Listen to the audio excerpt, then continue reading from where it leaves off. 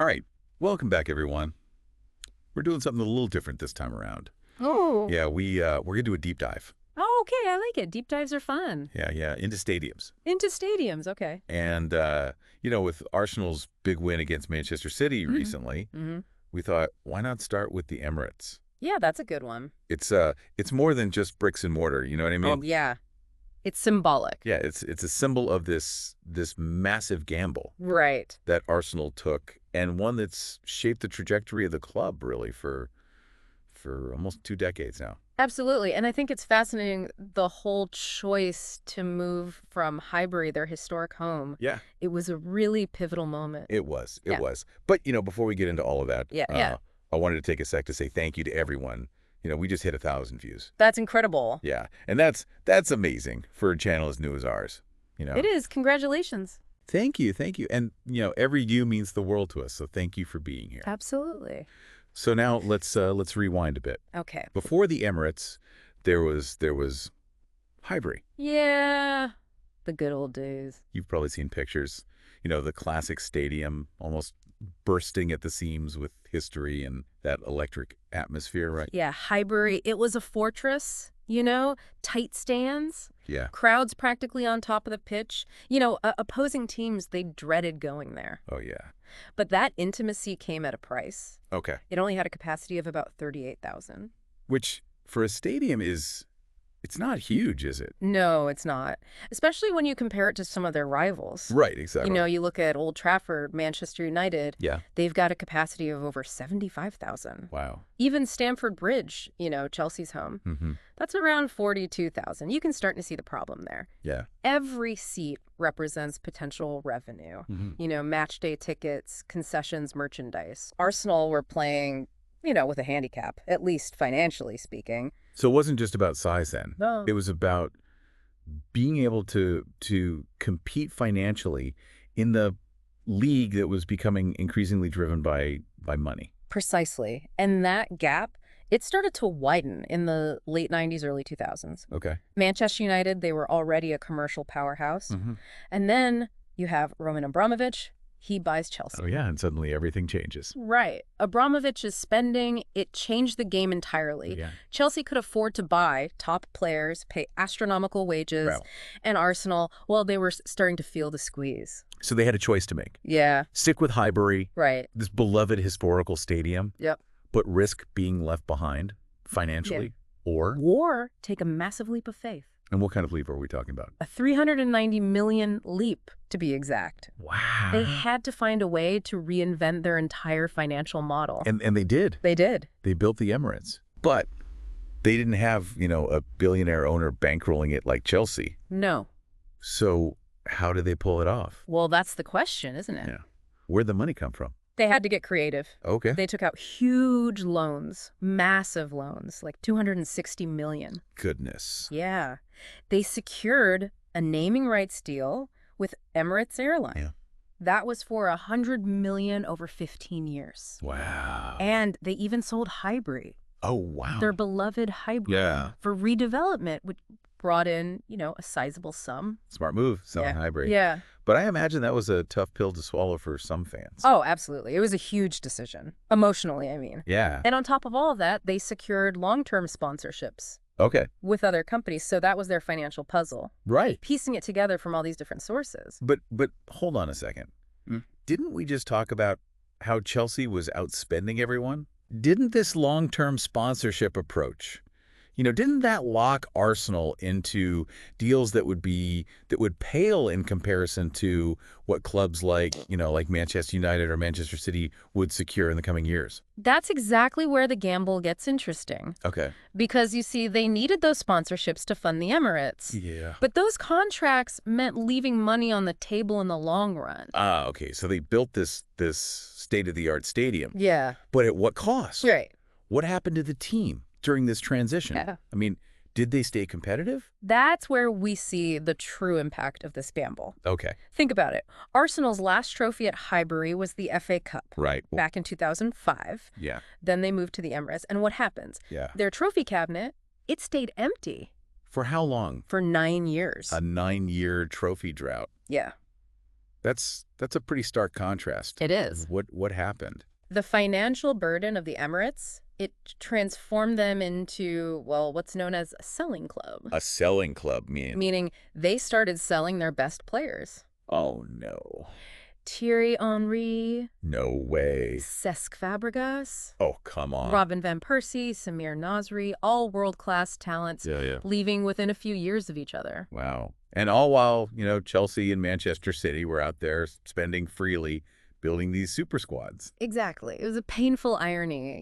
They built this amazing new stadium, Yeah. but the debt forced them to sell the very players who could have helped them achieve success in it. So was this the price of progress? Did the gamble backfire?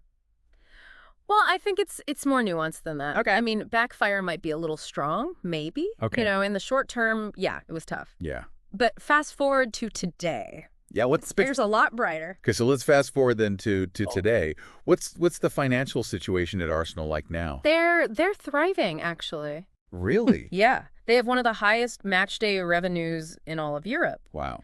That stadium that seemed like a burden for so long. Yeah. It's become a real asset. So how did that happen? Was it just a matter of time? Time was a factor for sure, Yeah.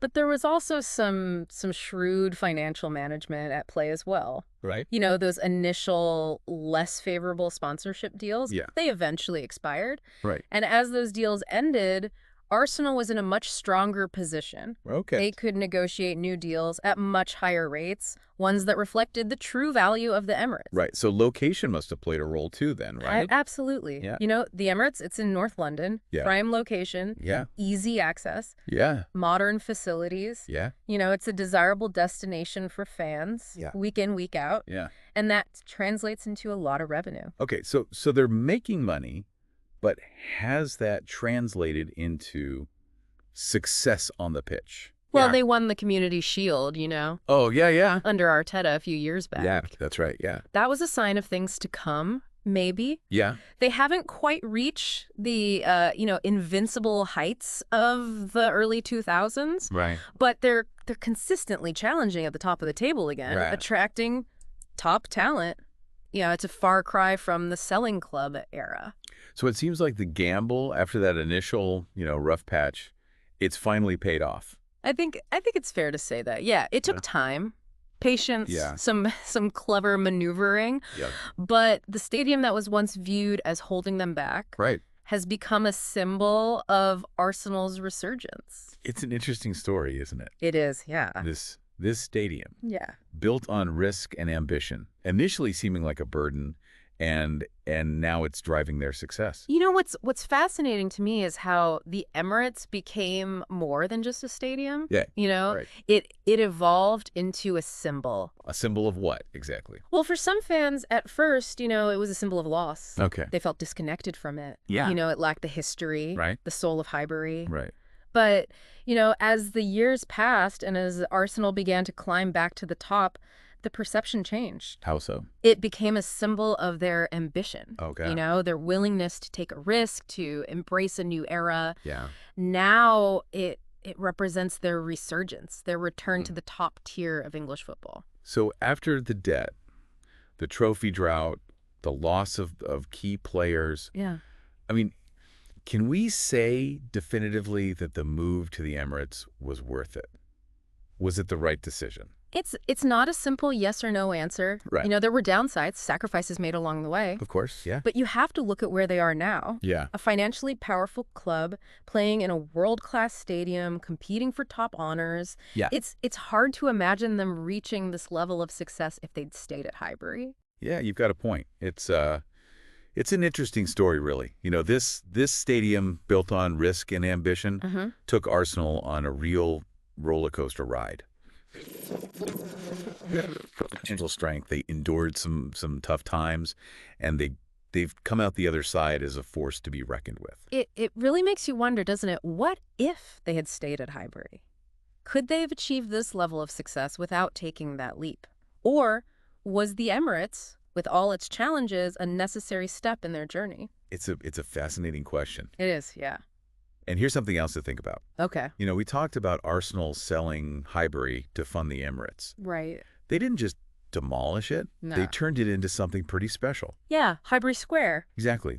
They converted the old ground into these luxury apartments. Yeah. But they didn't just erase the history, did they? No, not at all. They incorporated elements of the old stadium into the new development. They kept the Art Deco facade of the East Stand, you know, the iconic clock. Yeah. Even some of the original pitch markings. Wow. In the landscaping. That's a pretty cool way to preserve that connection to the past. It is. It speaks volumes about the emotional attachment fans had to Highbury. You know, even though the club had moved on, the memory of that old ground, it lives on in a tangible way. So in a way, Arsenal kind of got the best of both worlds, didn't they? Yeah, you could say that. They have this, financially powerful, modern stadium, and while still holding on to a piece of their history. Exactly. It's a fascinating case study, really.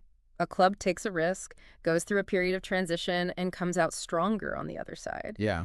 And at the heart of it all is this stadium, the Emirates, which has become much more than just a place to watch football. Right.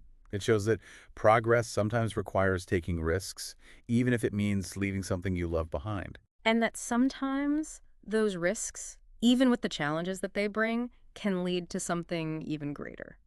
Yeah, and it really makes you think about the trade-offs, doesn't it? Yeah. You gain something, but you also lose something. Right. Yeah, in this case, it seems like Arsenal ultimately came out on top. Yeah, they did. It's a gamble that paid off, but not without, its share of growing pains along the way. Yeah, for sure. And it raises an interesting question.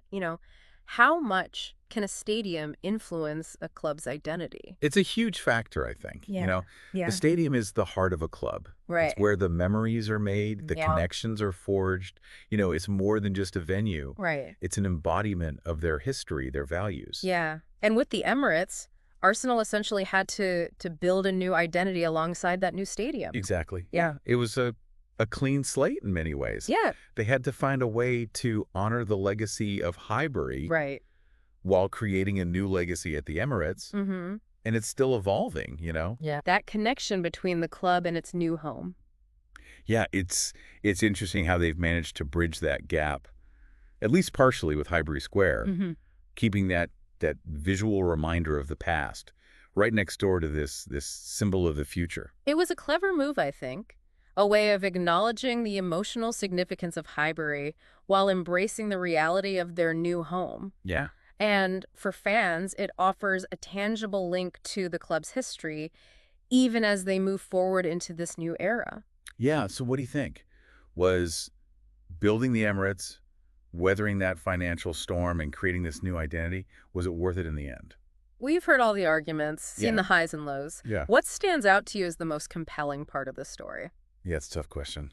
It is. And what other grand experiments in football or even beyond make you wonder, what if? Let's keep this conversation going in the comments. Don't forget to subscribe for more deep dives like this. We'll see you next time.